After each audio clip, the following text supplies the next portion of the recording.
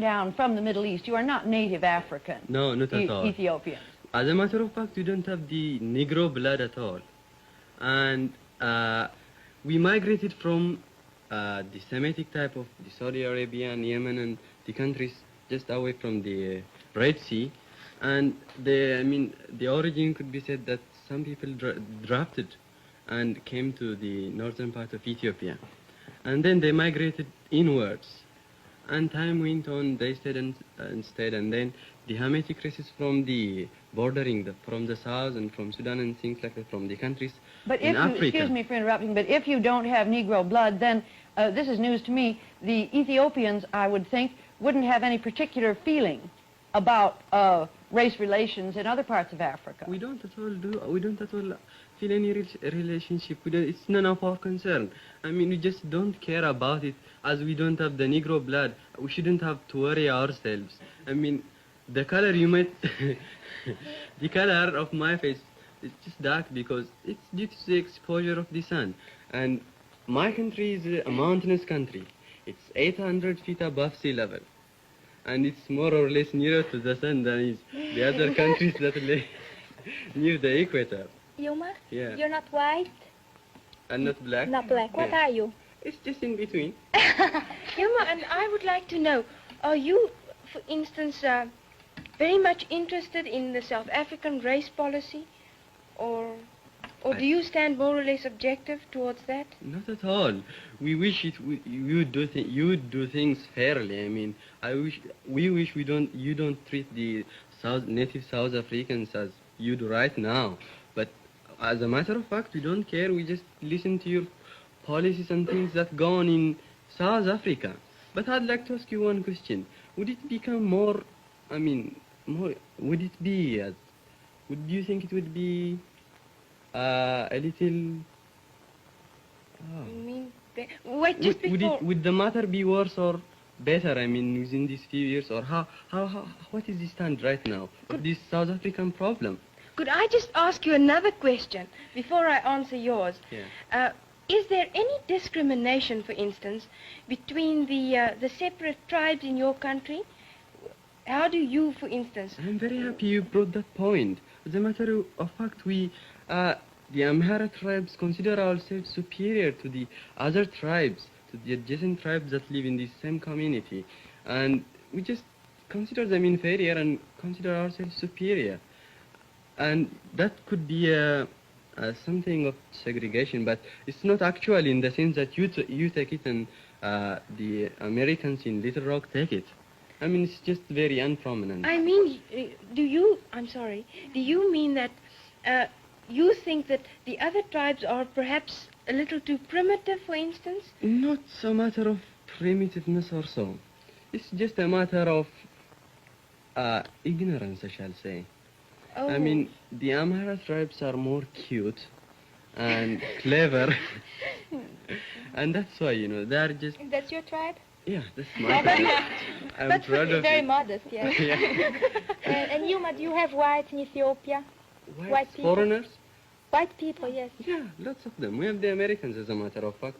They're working in different departments. And I'd like to say one point on that. They seem to be more cooperative in... they looked as though they are cooperative in my country, and I thought it was because they were in a foreign country that they should cooperate. But no, I proved it right here. They have assemblies in communities and things like that. I mean, they are more cooperative than I actually saw it in my country. Yuma, just to get back to another point, do you then think, for instance, it's fair that if there is discrimination in Ethiopia, even between, well, the same race and the same nation... Not the same race, of course the same nation. The same nation. But do you think then it's fair to judge South Africans as white towards black? If you don't, for instance, acknowledge the less good Ethiopians, well... We do acknowledge them. I don't mean we don't actually consider our discrimination, what you call it, is not as prominent and worldwide known as Oh, it's yeah. in South Africa. That's it. Well, what are we actually saying here? That there is all kinds of discrimination, and discrimination is all right as long as it isn't too prominent, or as long as it isn't between black and white? What are we saying here anyway? No, it's like this. She said, do you think the discriminations in your country is good, or the discrimination, the segregation Excuse me, let's hear from Susie on this, because Brazil's got a special point of view, I'm sure. No, what they wanted to say is that he was telling her that she has discrimination. She's telling him he has... segregation, not discrimination. I'm sorry, segregation. And she's telling him that he has a kind of segregation too. And he won't admit it. I did. I just told you first of all. How did you happen to You know it? consider I your told you. segregation different. Yeah. Yes, because you're all different. Well, what's it like in Right. Brazil, Susie? Well, my country has a very good point, a point of advantage in that, because we have no segregation at all. And we could be in the same position as the United States, because we had slaves just the same as they did, just about the same time as they did.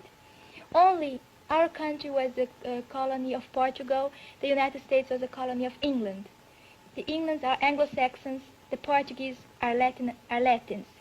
And the Latin race, how to say, mingles very easily. So there were marriages between black and white. They formed mulattoes, which are not black and are not white. They mingle and mingle and mingle.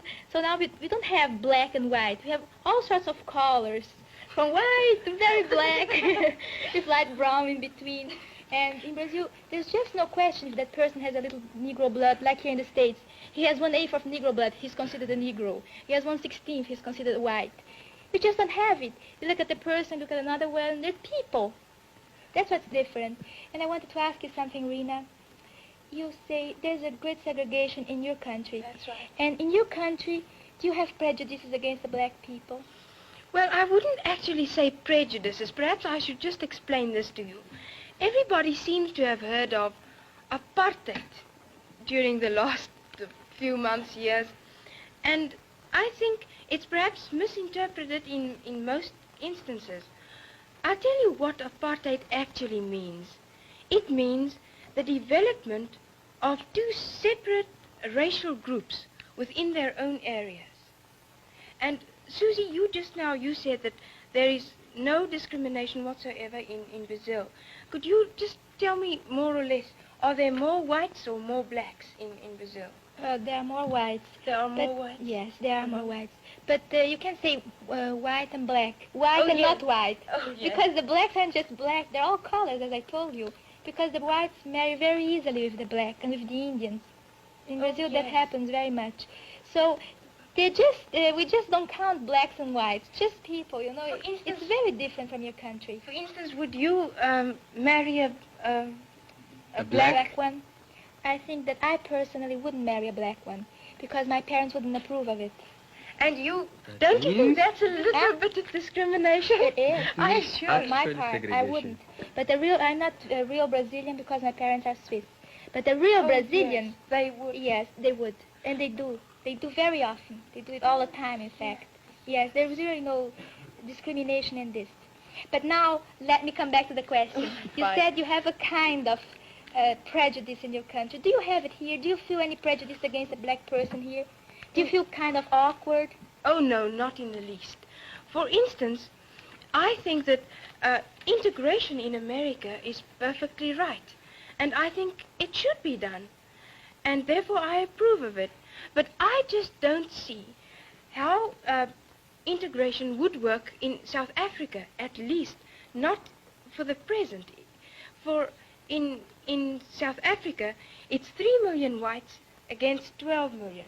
Whilst in America, it's altogether different.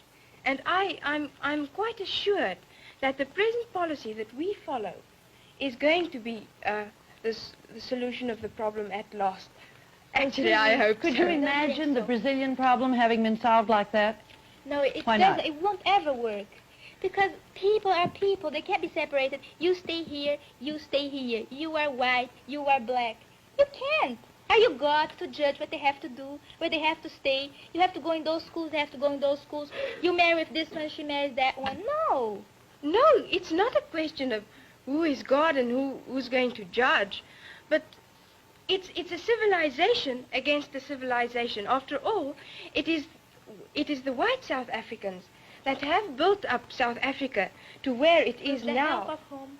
With the help of the other, but with Who the did the heavy supervision. work? With the The black. supervision of the... It has to be like that, you know. Oh yes, perhaps it should, but I don't know. After all, it's not fair to think that South Africans should just quit all their good work right here. For instance, I couldn't tell what is going to happen in future, but I think for the present time, there is no other solution. For what would you think? Well, I think that people have a right to live as they want to. I think you can't put a barrier between people. Let them go and do as they wish to. If they want to go to your schools, let them. If they don't want to, okay. I'm sorry, our time's up, and you're just beginning to get into the interesting part of the discussion. It's a good note to end on that you gave us, Susie. People are people. In a brief summary, I think I've learned a couple of things tonight. I've learned a little bit more about Ethiopians' racial background. I've learned something about schools in Europe these days, and the fact that they don't teach current history. We may do a little more talking about schools. I think I should say, too, that our purpose is not so much to tackle a single subject exhaustively and reach conclusions. Maybe at the end of 3 months we'll just have a few tentative conclusions of the world we want. Our purpose is rather to give you some of the fun and maybe a little of the excitement that comes when this group of young people from all over the world get together and try to get to know each other. Our time's up, and so we have to say goodbye until this same time.